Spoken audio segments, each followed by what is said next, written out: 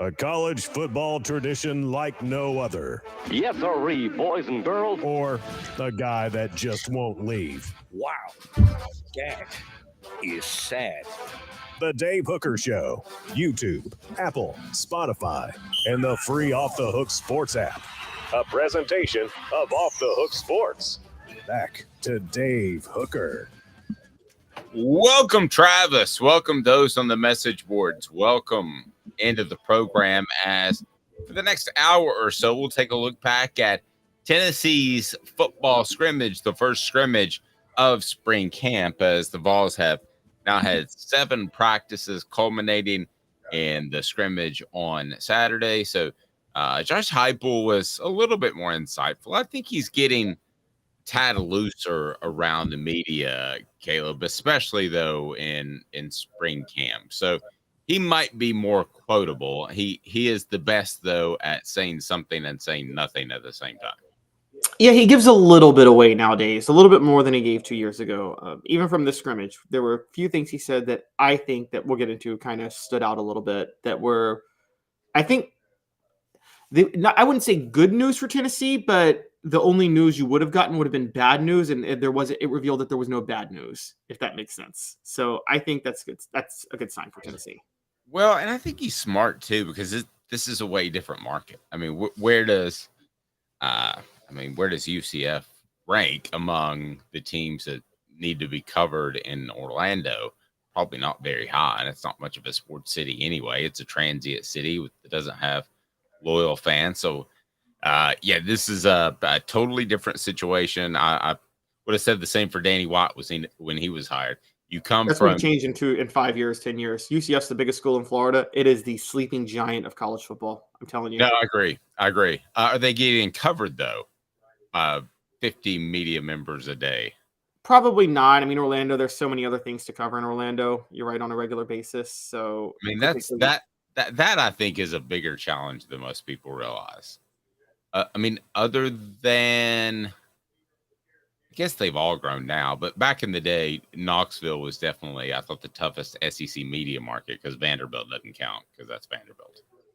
Oh, you're absolutely right. Knoxville probably was the largest media market where there was no pro team. And even when the Titans came, and you know this, the Titans went to Nashville, the Grizzlies came to Memphis, and the Predators came to Nashville. None of that is in the Knoxville market. Knoxville's a totally separate market from Nashville and Memphis, completely. They're almost more Atlanta than Nashville. Totally agree. It's today's tough question, and it's brought to you by AndyMasonRealEstate.com. He'll save you thousands, if not tens of thousands of dollars. He brings you today's tough question. Today's tough question. Take a side. Take a stand. The Dave Hooker Show, a presentation of OffTheHookSports.com. AndyMasonRealEstate.com. It's just that simple. AndyMasonRealEstate.com. Over 40 years of experience in that office, and take care of you. Best service, best prices, period. End of discussion. Please hit the thumbs up button. If you haven't subscribed, do so right now. Did you watch the women's final last night at all, Caleb Calhoun? Watched a little bit of it, not too much. It was actually a boring game. I'm telling you that if South Carolina had played LSU, it would have been a much more exciting game to watch. I mean, I know South Carolina lost to Iowa, but they were the best team. No, I agree. But the Caitlin Clark story was pretty neat.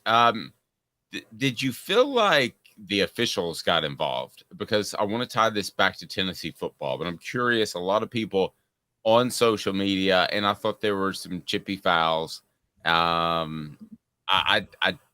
thought they got involved. I don't know that it was intentionally involved. I thought they got involved too much. And here, the only thing I would respond with that, though, is that people that are bringing that up a lot, them getting involved did not affect that game. That was going to be a boring game from the start.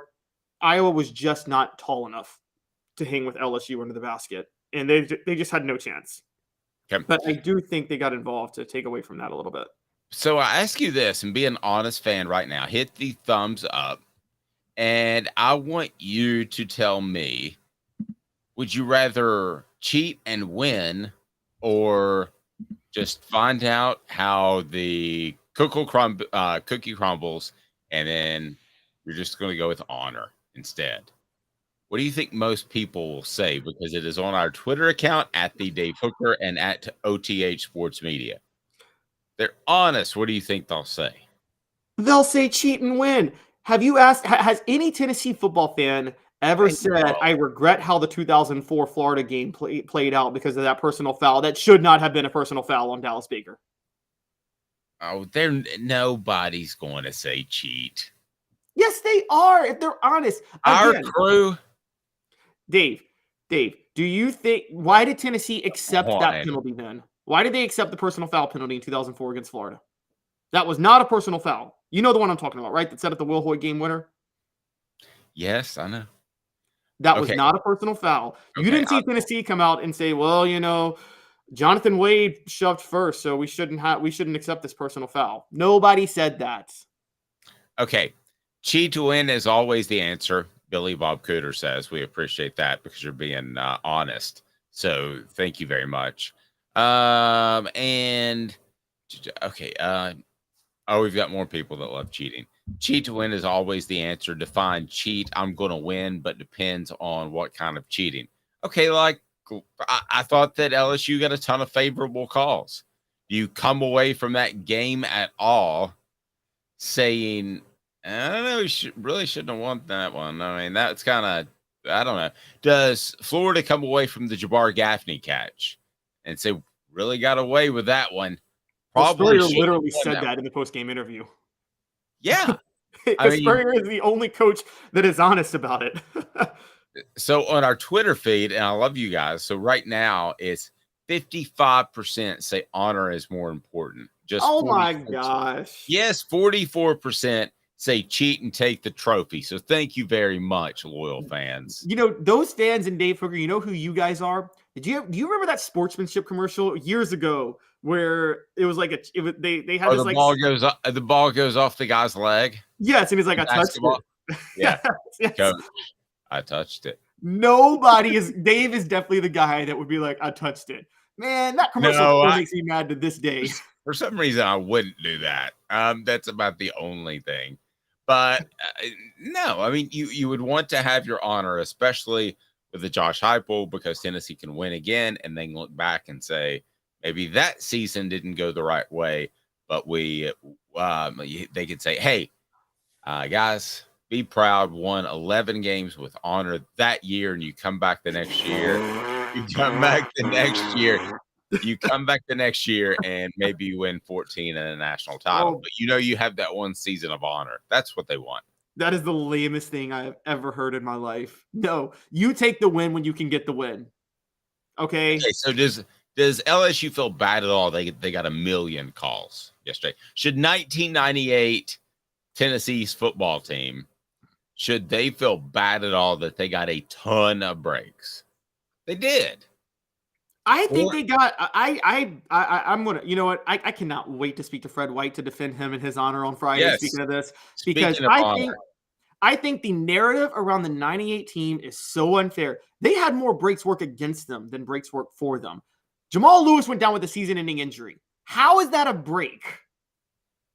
Well, but they played the third-string Florida State quarterback. They had the bizarre Arkansas fumble. Florida imploded inside the 5-yard line, even though they had more yardage in the Florida game. They had a lot of breaks. Okay, let's break these down, for no pun intended. Okay. T. Martin is unlucky to be the new starting quarterback, and your first 2 games are against the eventual Big East champion and arguably the most talented team in the SEC back-to-back. Those are the first 2 games of the year. The Arkansas game is the fakest narrative of all time. I'm gonna bring this up now. Okay, I should do a TikTok about this, by the way. There are 3 reasons the Clint Sterner fumble is one of the biggest lies in the history of college football. Well, no, he fumbled. I saw him fumble.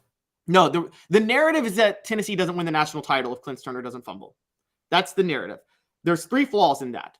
1, Billy Ratliff doesn't get enough credit for causing that fumble because he got a heck of a push on the offensive I agree with that. Yes. That's point number 1. Point number 2, there was a minute 25 left. Tennessee had a timeout. They were going to get the ball back with about 30 seconds left, down by only 2 and having the most clutch kicker in college football that year. They easily could have kicked a game-winning field goal. Point number 3, and this is the biggest point.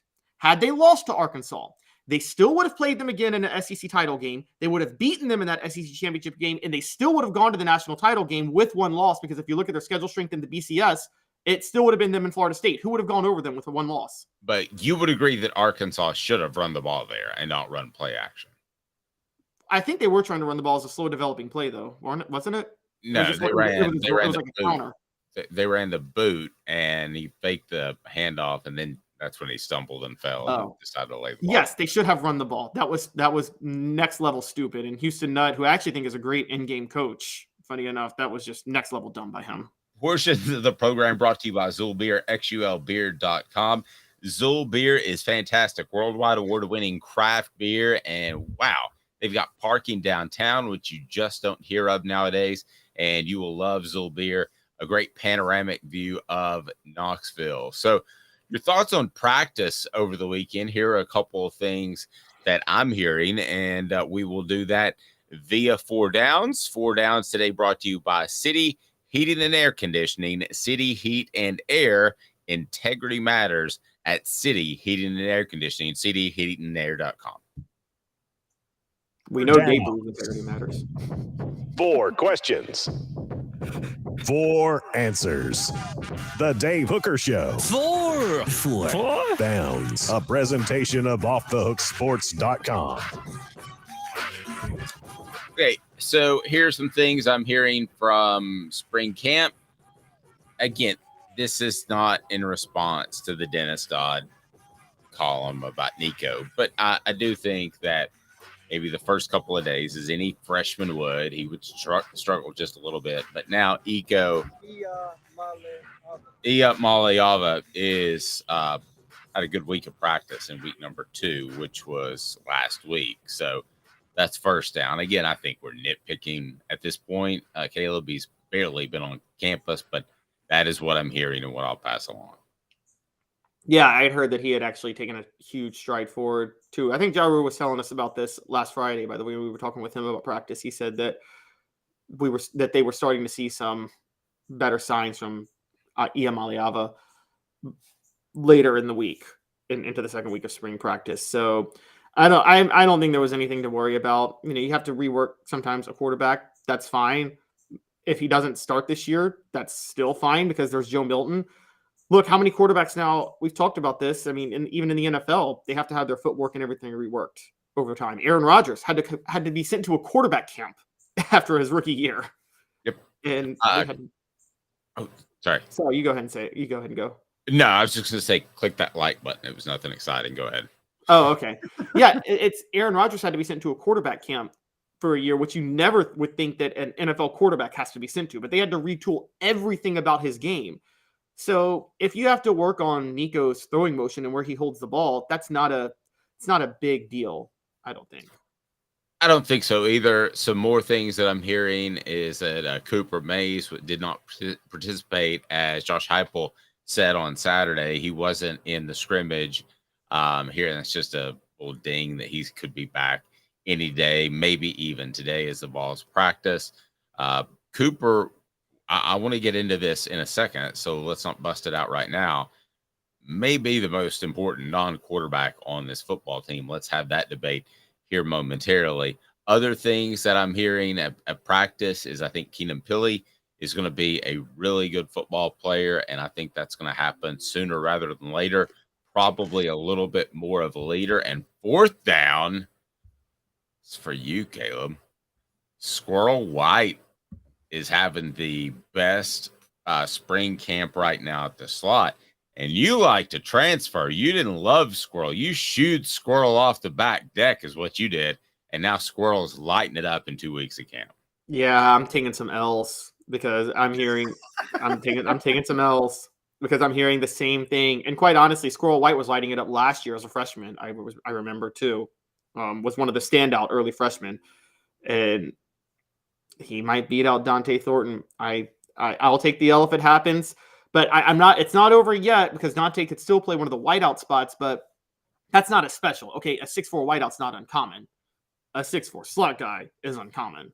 So I would love to see them have one guy that's versatile and plays both. Yeah, because that's what makes Tyreek Hill so scary. Is he's one of the few receivers in the NFL that can play all three positions and scare you. Yeah, Cordell Patterson was that way at Tennessee. Yeah, if he ran the right way. That's true. I mean, who's the most important player on Tennessee's team?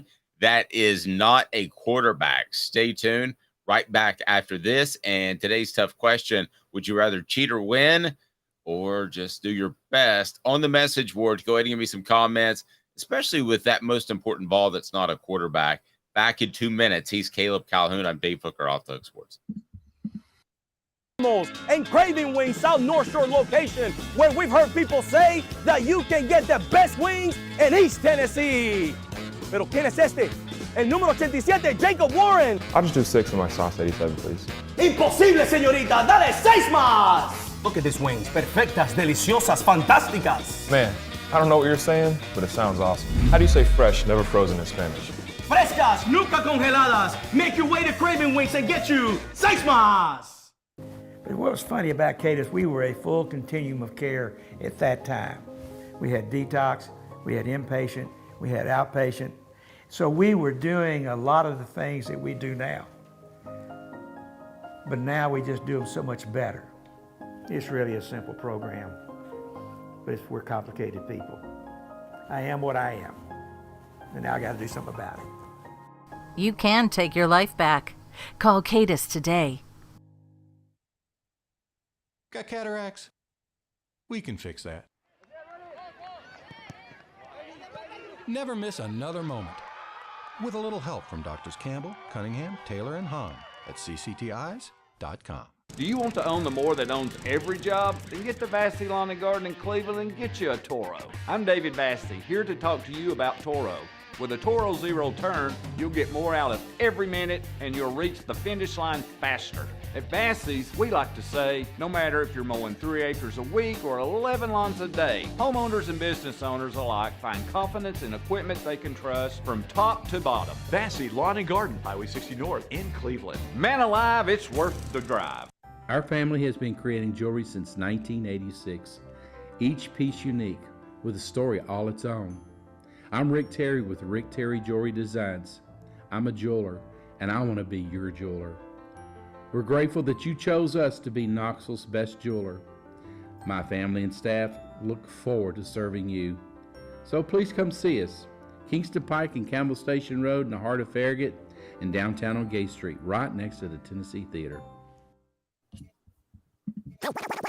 You're listening to The Dave Hooker Show, a presentation of OffTheHookSports.com. The internet is full of pictures of each and every one of you. Available on YouTube, Apple, Spotify, and the Off the Hook Sports app. Download now for free. Is there nothing you people can't do? Also available on OffTheHookSports.com. Caleb, I'm mad at our audience. They're the best audience out there because I think they stole away the whole theme of this segment. Welcome back to the program. He's Caleb Calhoun. I'm Dave Hooker. As I mentioned before, Cooper Mays out of Saturday's scrimmage. I think he'll be back today or possibly tomorrow, but it is a Monday, Tuesday, Wednesday practice week. So then you have the Easter break. Would it be horrible to hold him out for the entire week? I mean, they could. I think we'll know a little bit more on offthehooksports.com today. But the most important player that isn't in a quarterback room is whom? And this is who the message board says. So Elias has Jalen Wright. I think he could have a breakout year, but I think Tennessee has some depth there. Mr. Jones says Cooper Mays. And then Elias says Jalen Wright has the potential to be the best receiver on the field. Best player on the field, excuse me. And then Rebecca says Cooper Mays. It all starts with him. He has to be dialed in all the time.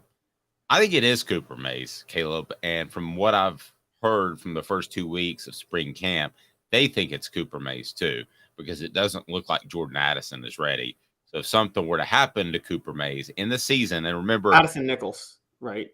Not Jordan Addison. Jordan Addison's the USC receiver, I think. No, not him. But if he shows up, I'm sure they can find a spot for him. Addison Nichols.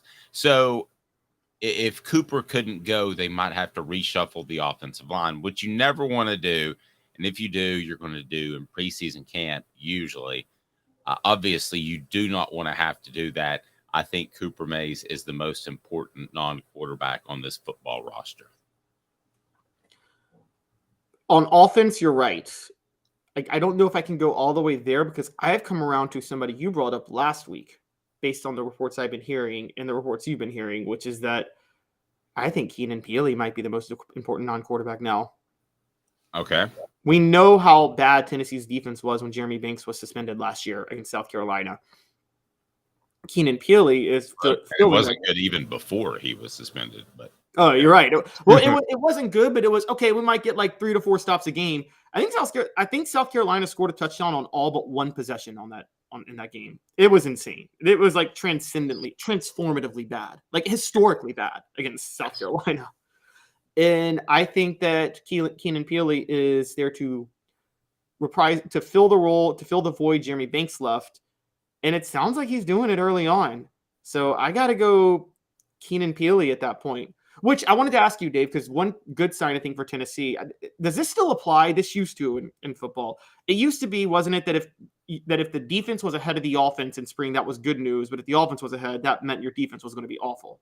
Yes, that's still very, very true. Okay, so it sounds like the defense right now is ahead of the offense in spring ball. So that's one decent sign for Tennessee right now. No, you want to be ahead. If they weren't ahead, that there'd be an issue. Elias says defensively, it's Beasley. Aaron Beasley. It surprised me he led the team in tackles for a loss last year. So I think that's a significant one. But Keenan Peely, I think, can step in there and free up Beasley. So maybe it is Beasley on the defensive side. The defensive side's a little bit more challenging. At some point, Caleb, a defensive back has to emerge, right? Whether it's Jalen McCullough without the off-field issue that may have not been his fault or whatever, a guy's got to take a next step. Right? I think McCullough's going to have to be the one to hold the unit together. I don't know if a cornerback has to emerge. One didn't last year. I mean, it's... And as we talked about it before, that's typically a natural skill set. If one was going to emerge, he probably already would have emerged. For those that haven't heard our take on the program before. Somebody has to emerge, even if it's the Matthews kid or the Gibson kid, the 2 incoming freshmen. Somebody has to emerge. So, Dave, you covered this team, so I got a question. Is the cornerback play right now to you worse than it was on that 2000 Tennessee team, the one right after Deion Grant? I know he didn't play cornerback, but the one right after all those secondary players went pro? So, the one with Willie Miles? Yeah. Well, from 98 to 2000, you went from Steve Johnson and Dwayne Goodrich at corner and Fred White and Deion Grant. To not them at corner or safety. I mean, yeah. Was that Willie Miles? I can't really remember any of the other players in 2000 that were on. I think it was like the Willie Miles, Andre Lott, Rashad Baker, who were good at safety, I think. But Andre Lott played corner, didn't he? And Lott played corner. He turned into a good player. It just seemed like there were a lot of guys that didn't get a lot of playing time. You got to remember that group before them was really selfish. They wanted all the practice time. Oh, they wanted the practice time. It was, yeah. I mean, you got a championship to play for. You need the practice time, so. Yeah, and they thought they had too. And I still say that 99 team's better than 98 team because they allowed T. Martin to do more things. They did, including things they shouldn't have allowed them to do, like calling a play action on 2nd and 3 when they're in field goal range against Florida down by 2. Did you remember that? Right I'm saying you're in field goal. It was right after the Deion Grant interception. I'm sure we were all I'm sure you were covering the game. I was watching it. I'm sure you all thought after that Deion Grant interception in 99 Florida that Tennessee was certainly going to win that game at that point. Now, this question for you. So who isn't replaceable on this Tennessee football team? Well, we got Cooper Mays and Keenan Peely are not replaceable. They're not. Okay, but they're the ones. And Peely's a little bit of a reach for you. I mean, he just showed up on campus, but I'll give you Peely. By default, being competent makes him irreplaceable. I'll give you Peely, but Omari Thomas. It's probably the next tier. They could survive, but it would be a major blow. So the top tier is just can't lose them.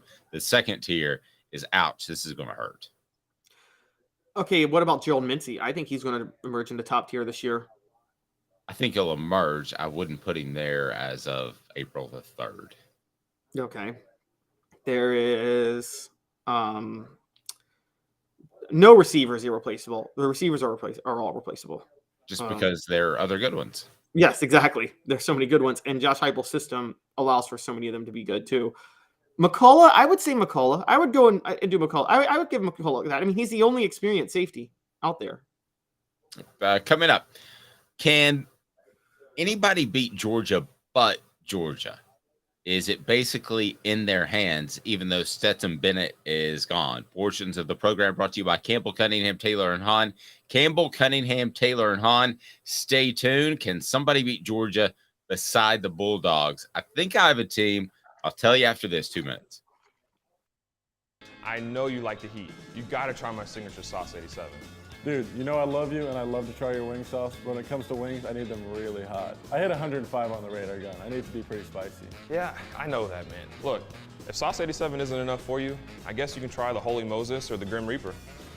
Now we're talking. Take it from these Farragut Admirals. When you're craving wings, it's got to be Craven Wings. Visit them online at cravenwings.com. With all that sun, sand, and salt water, the beach is a very relaxing place. Unless you wear contacts. Ow! Open your eyes to the best the beach has to offer with LASIK vision correction from Campbell Cunningham Laser Center. Hi, Mike Davis here with City Heating and Air, reminding you to always dare to compare. Our team provides quality local heating and air service, installation, and maintenance across East Tennessee. We use only the best equipment like American Standard heating and air conditioning for your residential, new construction, or commercial needs. Honesty, dependability, and customer satisfaction have been the cornerstones of our business since 1961. City Heat and Air. There's your pair. Before Cadis, I was really heavy into the drug culture. I was selling drugs. I was just constantly in pain. I was missing like a good support system in my life. Cadis has given me everything that I need in order to successfully have a wonderful recovery, in order to have a life that I didn't even know was possible. And it's not just about me anymore, and I love that. I absolutely love it. You can take your life back. Call Cadis today.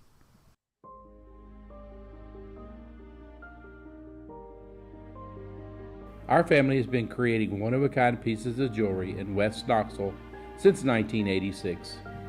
Each piece is a combination of unique processes that bring your idea to life. Every day in our shop, a truly special item with a story all its own is being manufactured in our facility, bringing the history and family sentiment into a whole new generation of life. We're grateful that you chose us to be Knoxville's best jeweler, a title that we value and respect. Because to me, being a jeweler and owning a jewelry store are not the same thing. I'm Rick Terry. I'm a jeweler, and we want to be your jeweler. Kingston Pike and Campbell Station Road in the heart of Farragut, and downtown on Gay Street right next to the Tennessee Theater. You're listening to The Dave Hooker Show, a presentation of OffTheHookSports.com. The internet is full of pictures of each and every one of you. Available on YouTube, Apple, Spotify, and the Off the Hook Sports app. Download now for free. Is there nothing you people can't do? Also available on OffTheHookSports.com. Welcome back. Portions of the program brought to you by Campbell, Cunningham, Taylor, and Hahn. Look at me. No LASIK, no glasses. No LASIK. I got LASIK. No contacts, no glasses. Having a Monday, Caleb. Work with me. And I had LASIK. And I'm in great shape. I can see up close. I can see far away. I'm golden. I had my final checkup last week. They are awesome, and they care about me. Found another issue that my other eye doctor was able to take care of. They also have different eye vision centers. They're awesome. Cataracts too. They can take care of that. It's awesome not having contacts or glasses. So he's Caleb Calhoun. I'm Dave Hooker, Off the Hook Sports. And again, Campbell, Cunningham, Taylor, and Hahn, their doctors are local. So there was a column over the weekend, and it concerned the University of Georgia. And basically the context was, can anybody beat Georgia but themselves? I ask you that question. What the age? What the? What was he thinking? Release the hounds. The Dave Hooker Show. Keep cool. A presentation of OffTheHookSports.com. Can anybody beat Georgia but Georgia this year? You know what I mean, Caleb. They have to show up like they did against Missouri last year. They have to show up with a B-, C+ game. Not even tank it. I'm not talking about a D. I'm talking about a B-, C+ game and lose. Can they show up and that happen to these Georgia Bulldogs that return, I believe, 73% of their production on defense and somewhere along the lines of 60-something on offense? Pretty impressive group coming back a year after they won their second national title with a bunch of new guys on a vaunted defense. Yes, but not on their. I don't know if it's on their schedule, on their regular season schedule. I think that Tennessee is the best chance to beat them on their regular season schedule. If you look at their schedule, it's another awful schedule. I mean, they're the toughest for them outside of Tennessee is probably a trip to Auburn, because as much as I despise him as a human being, Hugh Freeze is a great coach, but it's Hugh Freeze's first year, so I don't think Hugh Freeze is going to have the horses to beat Georgia this year. I think that the closest is probably Tennessee. They get Ole Miss at home the week before, but that's at home. You think they're losing to Lane Kiffin at home? Hugh Freeze could stack some stuff in the offseason because that would be a monster win. That could be one of those where you save some stuff. But you're right. I mean, yeah. Georgia's going to be a 13-point favorite. Right, exactly. I think the best chance to beat Georgia is, not trying to tease anything, guys, but maybe the next Kirby Smart, Nick Saban, the team they might face again in the SEC championship game. I'm talking about LSU. I'm on a watch out for a potential LSU dynasty happening very, very soon, guys. I think that could happen, but I think that's a year away. I'm going to say Alabama, absolutely, because Nick Saban is now playing Georgia at Georgia's own game. Okay, so he's saying, I'm going to go back to being a little bit more conservative. I'm going to control the ball. I'm going to have an equal emphasis on defense. Now, this is the opposite of what Josh Heupel is doing. I think it's the best thing for Josh Heupel, and eventually I think he will tweak that in that you have more of those 4-minute offensive drives and you have more defensive players that you can provide depth when your team's going up and down the field. But right now, the two teams that are going to be successful running it a little bit more conservatively at the elite level are going to be Georgia and Alabama. And if they're playing the same game, I'm going to take Alabama. I think that Alabama can beat them in an SEC title. I'm not disagreeing with you on LSU.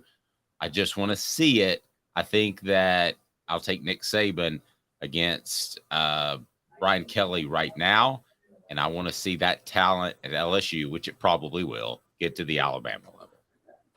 All right, I'm going to totally disagree with you on this. Disagree away. Let's get heated, Dave. Let's go. Put your boxing gloves on. No, I think Alabama's the 1 year away. I think this Alabama team that we're going to see this year would get obliterated by Georgia. I don't think the talent is there on Alabama this year. They're either going to have the worst quarterback in the SEC starting for them, or they're going to have a freshman who hasn't started at all this year and who is not Bryce Young. And so I think this is a rebuilding year for Alabama, and I cannot believe I'm saying those words are coming out of my mouth. But Alabama is going to have a rebuilding season this year. I could see 8-4. Oh, well, I don't think that's going to happen. Let's remember this. I mean, they lost 2 games at the last second to Tennessee and LSU. They won 5 in the last second, it felt like. Was that? Yeah. It seemed like they won 5 in the last second, though. So. Well, that's true. You can play that either way. But the reason I don't think that Alabama will be in as much of a rebuilding year, and you got to, I mean, remember, Georgia is replacing their most successful quarterback of all time, Caleb. So that's not rebuilding as far as top to bottom, but you lose that dude. I mean, would you rather lose Peyton Manning or 4 good defensive players? In retrospect, Peyton Manning. but most cases you would save that quarterback. So I mean, they have to replace that guy. He was so money in the fourth quarter, so there's a rebuilding effort there. Would you rather lose Stetson Bennett or Bryce Young?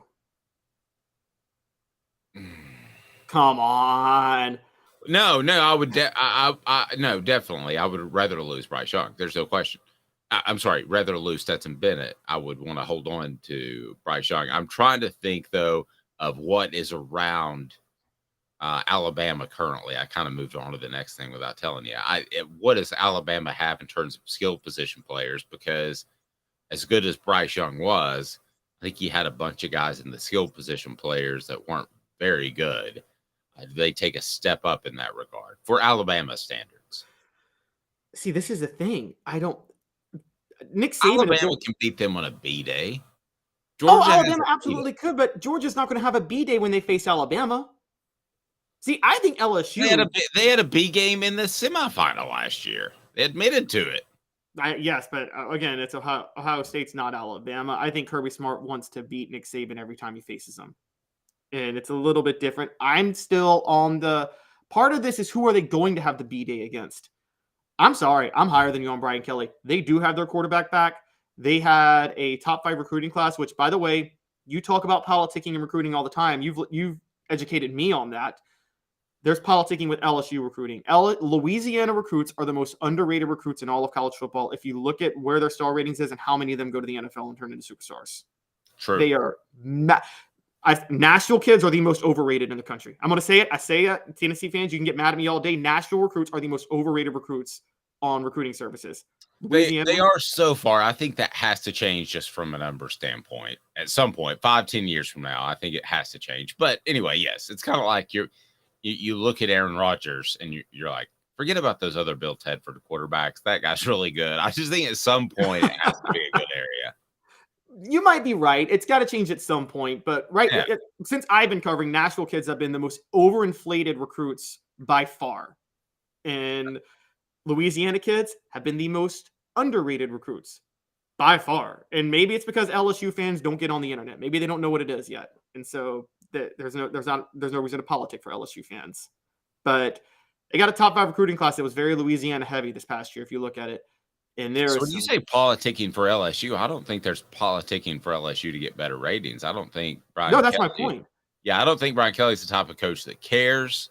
I think they have high ratings anyway. I always thought the only reason they got dinged a little bit, which I never did this when ranking a guy, and I didn't do star ratings and all that stuff, but I never mentioned grades. And I know there were serious grade issues, much like Memphis at one point, inner city Memphis and inner city New Orleans. And a lot of kids that could play, and you know their name now, could not get out of those two areas. And I wonder sometimes, I always wondered if a guy was a 3-star instead of a 4-star, was it because that analyst knew he wasn't really getting into school, so the 4-star gets more clicks? I always wondered that a little bit with Memphis and New Orleans kids.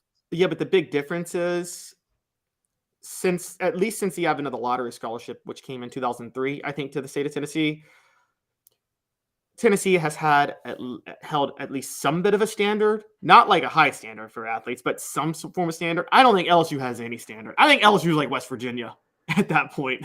I mean, Virginia. You've got to go to West Virginia and watch a football game. West Virginia has zero academic standards, guys, for their athletes. It's a notorious thing. Not Pat White. Listen to myself. Rich Rodriguez built that program on basically DMV athletes who couldn't get into any of the DMV schools. DMV is, for those that don't know, DC, Maryland, Virginia. That DC area right there. I learned that when I was up in that way. All right. So the reason they call up here, you don't go to the DMV, you go to the MVA to get your license because it's too confusing to go to the DMV. Yeah. And then right down the road, there's the CIA and DEA and all that good stuff. So a lot of acronyms in your area, but yes, once you learn the DMV, you feel like you're really hip to that area.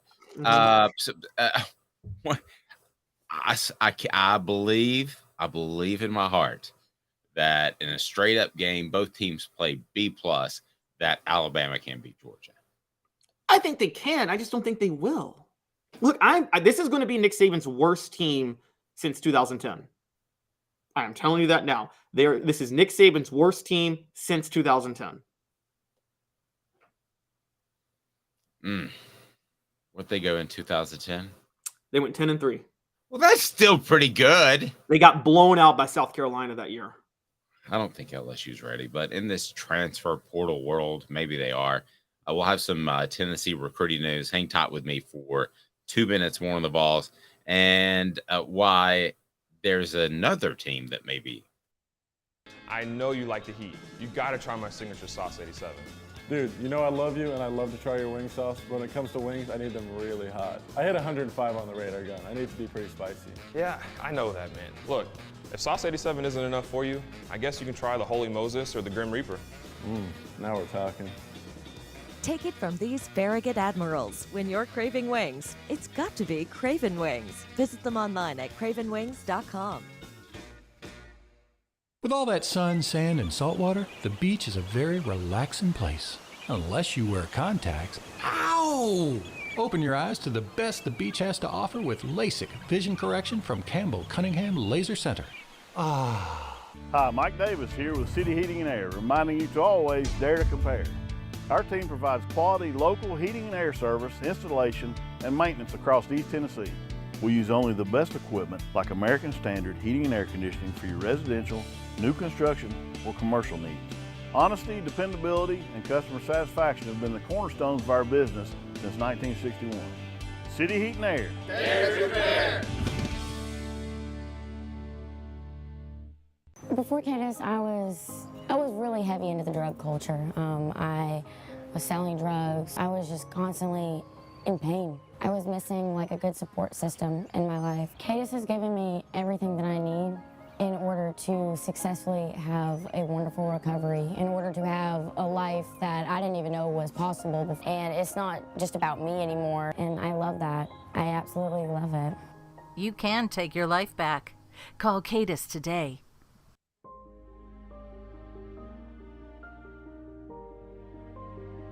Our family has been creating one-of-a-kind pieces of jewelry in West Knoxville since 1986.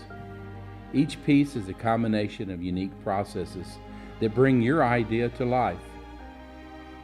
Every day in our shop, a truly special item with a story all its own is being manufactured in our facility, bringing the history and family sentiment into a whole new generation of life.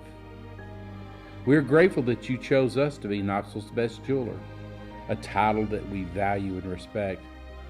Because to me, being a jeweler and owning a jewelry store are not the same thing. I'm Rick Terry. I'm a jeweler, and we want to be your jeweler. Kingston Pike and Campbell Station Road in the heart of Farragut, and downtown on Gay Street right next to the Tennessee Theater. The Dave Hooker Show, a presentation of OffTheHookSports.com. The internet is full of pictures of each and every one of you. Available on YouTube, Apple, Spotify, and the Off the Hook Sports app. Download now for free. Is there nothing you people can't do? Also available on OffTheHookSports.com.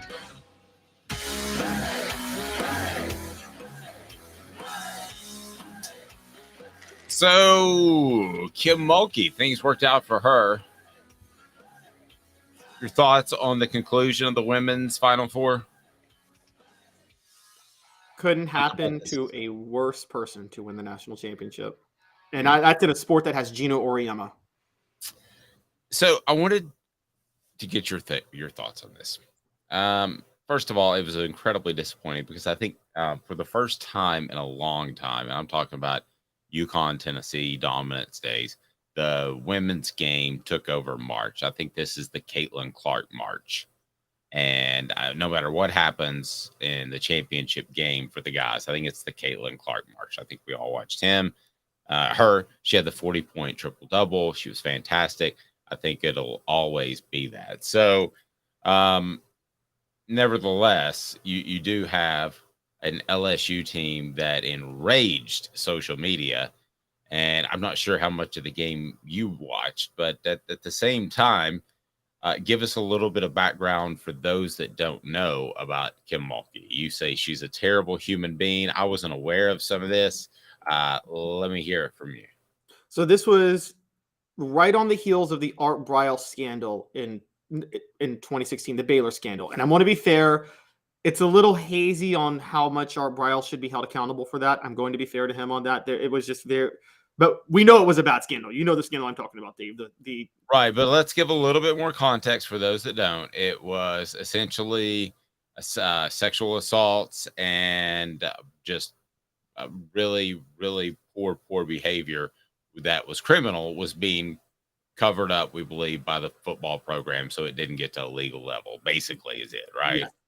Yes, exactly. It was what every coach has probably tried at some point in their life, except it was widespread and it was common. Show up, and that's how you do business. And it went all the way to the top at Baylor. Right. It went all the way to the president, Ken Starr, at the time, who ironically was the guy that led the impeachment charges in the 90s over the Monica Lewinsky scandal. Right. So, yes, it went all the way to the top. Within months of Art Briles getting fired over that and Ken Starr stepping down and everybody getting in trouble, Kim Mulkey comes out and says, if somebody's around you and they say, I will never send my daughter to Baylor, you knock them right in the face. That's what she said. So why do you have a major problem with this? I think it is one thing to try to reform the institution and stand for your institution and say, we want to be better going forward. I don't want this to be a stain on Baylor forever. It is another thing to be defiant. This was a defiant quote to say, who cares what happened at Baylor? And who cares what our football team did? And I don't care how anybody feels. This was a legitimate concern. By the way, I said the same thing because in case you, and for those of you who don't remember, Tennessee was just on the heels of settling a sexual assault lawsuit with, there was a group that filed it. Remember that in 2016 when Dave Hart had that cringe press conference with all the coaches? Oh, yeah, I do. Oh, that was And I thought Butch Jones should have been fired then. The minute Butch Jones said this is hurting Tennessee in recruiting, I'm like, that you should be fired on the spot when you say something like that. It was the issues that were coming up against Tennessee were, you could question some of them. The A.J. Johnson one, he was found innocent. They re-drug up the Peyton Manning one in part of this lawsuit, which was like, that was 20 years old. That was stupid. You can address those, but what you don't say is, stop calling us out for sexual assault. It's hurting us in recruiting. You should be fired on the spot when you say something stupid like that. Okay, I read it as there was a small problem, which that's relative. It was a widespread problem in the football department. But if she's talking about whether or not you should send your kid to Baylor and you're basing it just off that scandal, I think that would be stupid because I don't know this. Baylor may have an incredibly safe campus. There may have just been a little group of people that were unsafe and they were also football players. So I'm trying to said, I'm tired of hearing about the scandal. What? She also said, I'm tired of hearing about the scandal within months. Yeah, that's all it was. Like she is. And by the way, and also I'm going to say this with Kim Mulkey. If you're one of her players, she doesn't back her players that much, and that's always annoyed me to a certain degree. I feel like, where was she yesterday when all the stuff was coming at Angel Reese? You know, you can feel however you want to feel about Angel Reese doing this at the end. The fact of the matter is, she was doing that to Caitlin Clark because Caitlin Clark had been doing that the whole tournament. I defended Caitlin Clark. I'm defending Angel Reese. You have every right to do it. If you want to talk trash, fine. But then don't complain when you lose and someone talks trash to you for losing. Okay, but here's the question I have for you. You have somebody that is a proven winner, and the last time they did something like this, where you could look back at their past and you could say there's a questionable thing going on, would be really with the basketball program. It would be Donnie Tyndall, because he had the unresolved issues of grade fixing, and then you would say Bruce Pearl. They really haven't done anything like this. I've heard nothing from a Josh Heupel. I heard nothing. I heard some stuff about Jeremy Pruitt when he was hired. I didn't hear anything bad about Butch Jones. Didn't hear anything bad about Derek Dooley. So you knew this going in. Don't you think, though, the Tennessee fan base would rather have Kim Mulkey and a national title today than they would having their honor and Kelly Harper, who seems to struggle to get the right players in the game? Yes, I do. I don't think it's right, but I do. I mean, put it this way. It's very similar to the. Let's compare the Kim Mulkey thing that what I was talking about to the Greg Schiano thing in 2017, because I'm going to be honest about Tennessee fans nixing the Greg Schiano hire. If Greg Schiano had the same scandal, but it was Nick Saban, they wouldn't have nixed the hire. Yes, were they up? What the problem is, people need to understand this is how sports works. Your success has to outweigh your scandals. And Greg Schiano did not have enough success to outweigh the baggage that came with him. It's the same, by the way, with athletes. And I've said this for a while. People talk about both sides of the debate. People say Tim Tebow was blackballed for his faith. They say Colin Kaepernick was blackballed for the stance he took. If Aaron Rodgers had that same stance, he wouldn't have been blackballed. Your success has to outweigh your baggage. It's just that simple. And I still say that if Ray Rice had been at an elite level, he would have found a job after he decked his wife. He had started the slide. He had started the slide. It was a running back. So why would you take a running back when you can get those guys absolutely anywhere? Some things that I want to see out of Tennessee's third week of spring practice. 2 minutes, right back with you. Your thoughts. What would you like to see out of camp? What would you like us to keep our peepers out for? Give me some input on the message board. We greatly appreciate that. He's Caleb Calhoun. I'm Dave Hooker. Back in 2 minutes off the Hook Sports. And I'll tell you something about Vassy Lawn and Garden. To own the more that owns every job, then get to Vassy Lawn and Garden in Cleveland and get you a Toro. I'm David Vassy, here to talk to you about Toro. With a Toro Zero Turn, you'll get more out of every minute and you'll reach the finish line faster. At Vassy's, we like to say, no matter if you're mowing 3 acres a week or 11 lawns a day, homeowners and business owners alike find confidence in equipment they can trust from top to bottom. Vassy Lawn and Garden, Highway 60 North in Cleveland. Man alive, it's worth the drive. Hi, Mike Davis here with City Heating and Air, reminding you to always dare to compare. Our team provides quality local heating and air service, installation, and maintenance across East Tennessee. We use only the best equipment like American Standard heating and air conditioning for your residential, new construction, or commercial needs. Honesty, dependability, and customer satisfaction have been the cornerstones of our business since 1961. City Heat and Air. Dare to compare.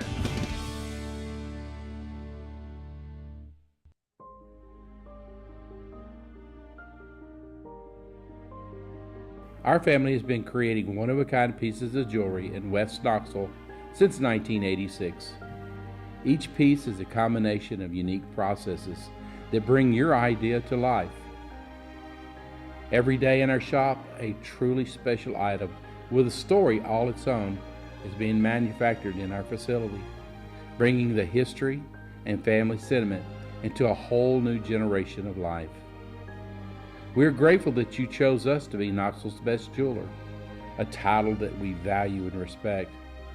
Because to me, being a jeweler and owning a jewelry store are not the same thing. I'm Rick Terry. I'm a jeweler, and we want to be your jeweler. Kingston Pike and Campbell Station Road in the heart of Farragut, and downtown on Gay Street right next to the Tennessee Theater. With all that sun, sand, and salt water, the beach is a very relaxing place. Unless you wear contacts. Ow! Open your eyes to the best the beach has to offer with LASIK vision correction from Campbell Cunningham Laser Center. Ah. What's up, everybody? This is University of Tennessee tight end Jacob Warren, proud to announce that I'll be working with Craven Wings again this season. And I want you to give your all and try my signature sauce, Sauce 87, at either of the Craven Wings 2 locations, Chapman Highway in Seymour and South North Shore Drive at the Markets of Choto.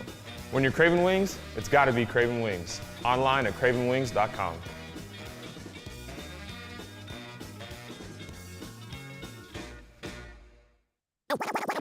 You're listening to The Dave Hooker Show, a presentation of OffTheHookSports.com. The internet is full of pictures of each and every one of you.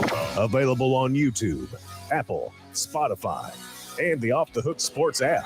Download now for free. Is there nothing you people can't do? Also available on OffTheHookSports.com.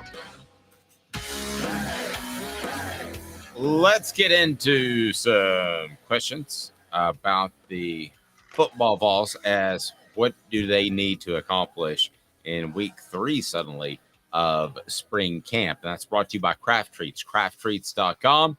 If you go to crafttreats.com, use the promo code Off the Hook. That's the promo code Off the Hook, and you will get 20% off your purchase. They've got the CBD chill pills that will help with your dog's arthritis, stomach issues, or how about anxiety? They can do that too. But they've got all kinds of treats, CBD or not. So check them out. Mr. Jones had a practice question. Will Christian Harrison, Rodney Harrison's son, see any time at safety? I think it's wide open for pretty much everybody. Mr. Jones, I'll ask about him specifically. However, I do think there are people ahead of him in the depth chart at this point, Caleb. Yeah, I think so too.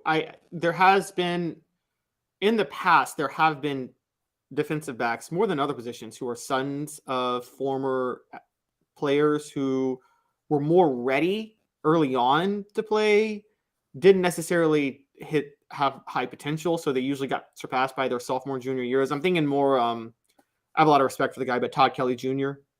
And I'm also thinking Balin Buchanan when he committed to Tennessee. A lot of them, they were ready to go early, but they just.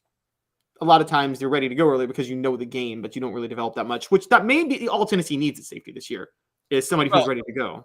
Yeah, and just because I think this is funny because I was watching this power lifter documentary and the two brothers were like 6'5" and 6'7", and the parents were 6 feet and 5'6".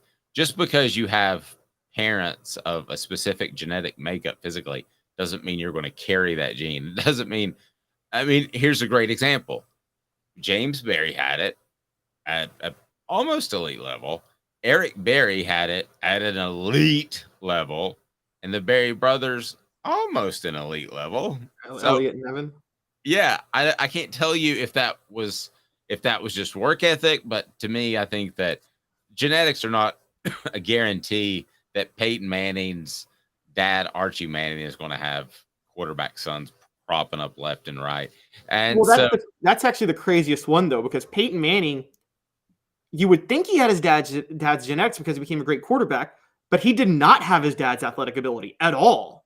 Not even close. They're completely different players. Yeah. Yeah. And Eli was closer to Peyton, I feel like, than his dad. But then here comes Arch, who's more like his granddad, Archie. Yeah, I mean, that's what we've been told at this point, and I would think so. So other things that you want to see develop at spring camp this week, obviously we want to see Cooper get healthy as he was held out Saturday's camp. I'll be interested to see if he's not, though, who they may put in that second string center position, because I'm not sure the guys behind him are ready. Could they give another guy some work there that plays guard currently? As far as the secondary, I want to hear more about, or the second level of coverage, I should say. I want to hear more about what Aaron Beasley is able to do with Keenan Peely, freeing him up a little bit. So that's important. And then I think that, it's, Tennessee's defense won the day on Saturday by all accounts, but Caleb, they need to win the day on offense. We're dealing with just a couple of weeks left. I mean, you want your offense to look good to give Joe Milton some confidence in the offseason. Yeah. For me, the most important thing is me being proven right. That's more important than anything else. It is the most important at all times. Yes. So what I want to see is Dante Thornton ball out and just break out and emerge over the next 2 weeks. You are so on the Dante Thornton bandwagon. I was driving it so hard. If he lets me down, I'm going to be very, very, very disappointed in Dante Thornton. I'll be disappointed in him for you. How about that? So tomorrow on the program, we're going to visit with Blake Topmeyer, who's fantastic, covers the SEC for Gannett, and hopefully my voice will get a little bit better. Sorry you had to struggle through this. He's Caleb Calhoun. I'm Dave Hooker. This has been a presentation of